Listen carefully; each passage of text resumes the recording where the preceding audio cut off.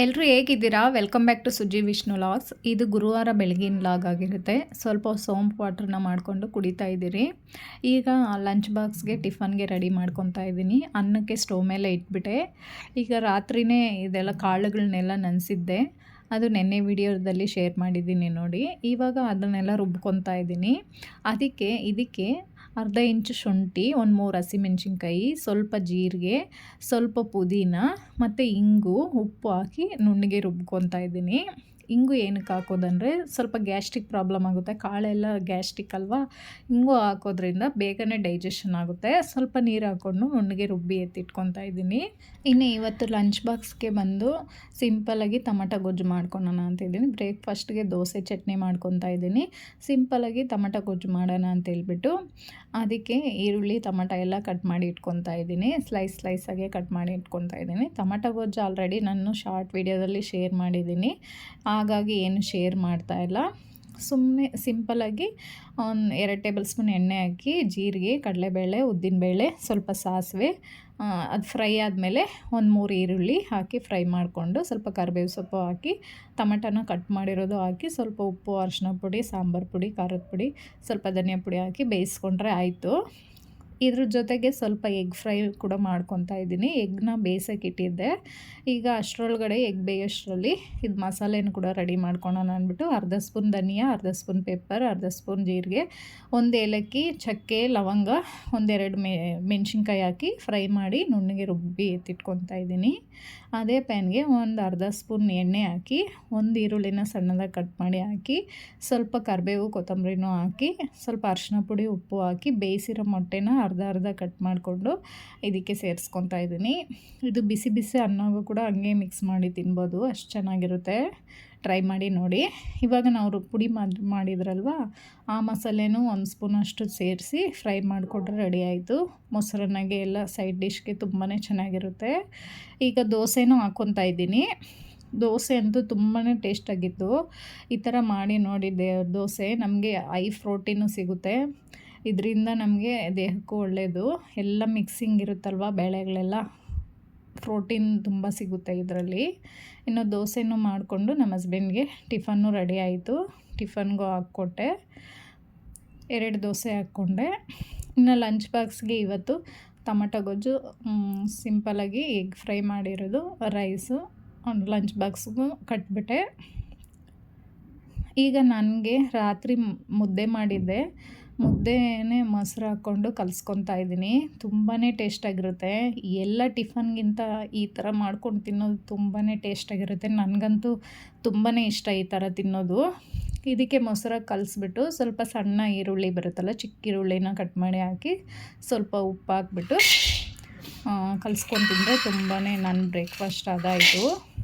ಈಗ ಸಾಯಂಕಾಲ ಕಂಟಿನ್ಯೂ ಮಾಡ್ತಾಯಿದ್ದೀನಿ. ಸಾಯಂಕಾಲ ಸ್ವೀಟ್ ಮಾಡ್ಕೊಳ್ಳೋಣ ಅಂದ್ಬಿಟ್ಟು ರಾಗಿ ಸಿಂಬಳಿ ಮಾಡ್ತಾಯಿದ್ದೀನಿ. ಅದಕ್ಕೆ 1 ಕಪ್ ಆಗೋಷ್ಟು ಕಡಲೆ ಬೀಜನ ಚೆನ್ನಾಗಿ ಹುರ್ಕೊಂಡು ಸಿಪ್ಪೆಲ್ಲ ತೆಗೆದ್ಬಿಟ್ಟು ಎತ್ತಿಟ್ಕೊತಾ ಇದ್ದೀನಿ.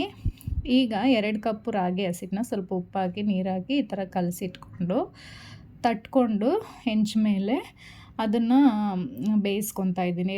2 ಸೈಡ್ ಎಣ್ಣೆ ಹಾಕಿ ಸುಟ್ಕೊತಾ ಇದ್ದೀನಿ. ಫಸ್ಟು ರಾಗಿ ರೊಟ್ಟಿನ ಮಾಡಿ ಇಟ್ಕೊಂಬಿಡ್ಬೇಕು. ಈ ಥರ ಎಲ್ಲ ಒಂದು 4-5 ಆಯಿತು ನನಗೆ. ಎಲ್ಲ ಮಾಡಿ ಇಟ್ಕೊಂಬಿಟ್ಟು ತಣ್ಣಗಾಗೋಕ್ಕೆ ಬಿಡಬೇಕು. ಕಡಲೆ ಬೀಜನೂ ಸಿಪ್ಪೆ ಎಲ್ಲ ತೆಗ್ದು ಇಟ್ಕೊಬೇಕು. ರೆಡಿ ಆದಮೇಲೆ ಇದೆರಡೂ ಸಣ್ಣದಾಗಿ ಕಟ್ ಮಾಡ್ಕೊಬೇಕು. ಎಲ್ಲ ತಣ್ಣಗಾಗೋಕ್ಕೆ ಬಿಟ್ಟಮೇಲೆ ಒಂದು 5 ನಿಮಿಷ ಆದಮೇಲೆ ತಣ್ಣಗಾಗುತ್ತಲ್ವ, ಅದನ್ನು ಸಣ್ಣದಾಗಿ ಕಟ್ ಮಾಡಿ ಇಟ್ಕೋಬೇಕು. ಕಟ್ ಮಾಡಿ ಇದಾದಮೇಲೆ ನನಗೆ ಪುಡಿ ಮಾಡಿಕೊಂಡು ಒಂದು ಬೌಲ್ಗೆ ಟ್ರಾನ್ಸ್ಫರ್ ಮಾಡ್ಕೋಬೇಕು. ಸ್ವಲ್ಪನೇ ಹಾಕ್ಕೊಂಡು ಪುಡಿ ಮಾಡ್ಕೊಬೇಕು. ಪುಡಿ ಮಾಡ್ಕೊಂಡಾಗ ಸ್ವಲ್ಪ ಬೆಲ್ಲ, ಸ್ವಲ್ಪ ಕಡಲೆಬೀಜ ಹುರಿದಿರ್ತೀರಲ್ವ, ಅದಕ್ಕೆ ಮಿಕ್ಸ್ ಮಾಡ್ಕೊಬೇಕು. ಸ್ವಲ್ಪ ಎಳ್ಳು ಕೂಡ ಹಾಕ್ಕೋಬೋದು, ನಾನಿಲ್ಲಿ ಸೇರಿಸ್ತಾ ಇಲ್ಲ. ಅದನ್ನು ಸ್ವಲ್ಪನೇ ಹಾಕ್ಕೊಂಡು ಮಿಕ್ಸಿಗೆ ಪುಡಿ ಮಾಡಿ ಎಲ್ಲ ಒಂದು ಬೌಲ್ಗೆ ಹಾಕ್ಕೊಂಡು ಮಿಕ್ಸಿಂಗ್ ಮಾಡ್ಕೊಬೇಕು. ಚೆನ್ನಾಗಿ ಮಿಕ್ಸ್ ಮಾಡಿಕೊಂಡು ಕೈಗೆ ತುಪ್ಪ ಏನಾದ್ರು ಸವರ್ಕೊಂಡು ಉಂಡೆ ಮಾಡಿ ಇಟ್ಕೊಂಡ್ರೆ ಆಯಿತು.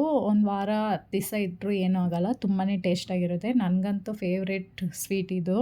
ನಮ್ಮ ತಾತ ಅವರೆಲ್ಲ ಅವಾಗ ಊರಿಗೆ ಹೋದರೆ ಚಿಕ್ಕ ಮಕ್ಕಳಲ್ಲಿ ಈ ಸ್ವೀಟ್ ಮಾಡಿಕೊಡ್ತಾಯಿದ್ರು. ತುಂಬಾ ಒಂದೊಂದು ಮುದ್ದೆ ಕೊಡೋರು. ತುಂಬಾ ಇಷ್ಟಪಟ್ಟು ತಿಂತಾಯಿದ್ರಿ ನಾವು. ಇನ್ನು ಇದ್ರ ಜೊತೆಗೆ ಹುರುಳಿಕಾಳು ಇರುತ್ತಲ್ವ, ಅದನ್ನು ಬೇಯಿಸ್ಬಿಟ್ಟು ಅದನ್ನು ಕೂಡ ಇದರಲ್ಲಿ ಮಿಕ್ಸ್ ಮಾಡಿ ಕೊಡೋರು.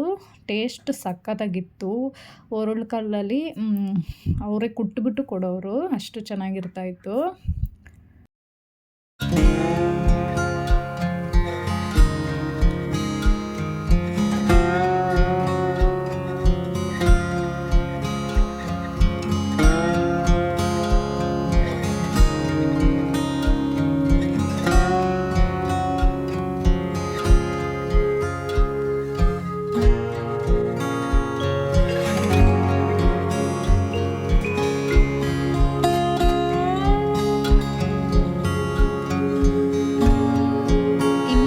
ಖಾರದ ಪುಡಿ ಕೂಡ ಖಾಲಿಯಾಗೋಗಿತ್ತು. ಮೊನ್ನೆ ಮಾಲ್ಗೆ ಹೋಗಿ ಸ್ವಲ್ಪ ಮೆಣಸಿನ್ಕಾಯಿ ತೊಗೊಂಬಂದಿದ್ನಲ್ಲ, ಅದನ್ನೆಲ್ಲ ಕ್ಲೀನ್ ಮಾಡಿ ಇಟ್ಕೊತಾ ಇದ್ದೀನಿ.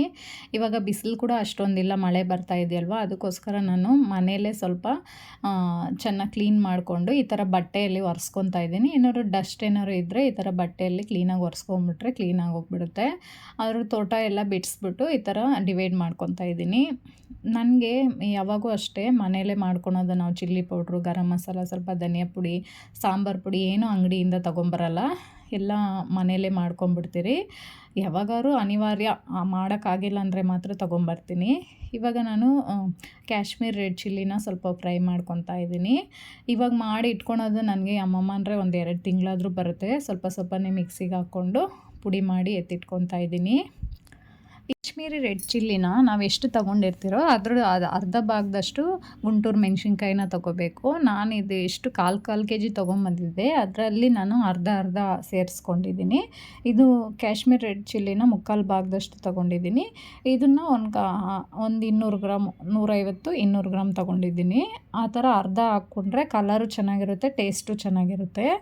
ನಾವು ಮನೇಲೇ ಮಾಡಿ ಇಟ್ಕೊಳೋದ್ರಿಂದ ಟೇಸ್ಟು ತುಂಬಾ ಚೆನ್ನಾಗಿರುತ್ತೆ. ನನಗಿದು ಒಂದು 2 ತಿಂಗಳಾದರೂ ಬರುತ್ತೆ. ಇನ್ನು ಈ ವಿಡಿಯೋನ ಇಲ್ಲಿಗೆ ಎಂಡ್ ಮಾಡ್ತಾಯಿದ್ದೀನಿ. ಪ್ಲೀಸ್ ನಿಮಗೇನಾದ್ರು ಈ ವಿಡಿಯೋ ಇಷ್ಟ ಆದರೆ ಒಂದು ಲೈಕ್ ಮಾಡಿ, ಸಬ್ಸ್ಕ್ರೈಬ್ ಮಾಡಿಕೊಂಡು ಈ ವಿಡಿಯೋ ಪೂರ್ತಿ ನೋಡಿ. ನನ್ನ ಚಾನಲ್ನ ಪೂರ್ತಿಯಾಗಿ ನೋಡಿ, ಸಪೋರ್ಟ್ ಮಾಡಿ, ಲೈಕ್ ಮಾಡಿ, ಶೇರ್ ಮಾಡಿ. Thank you.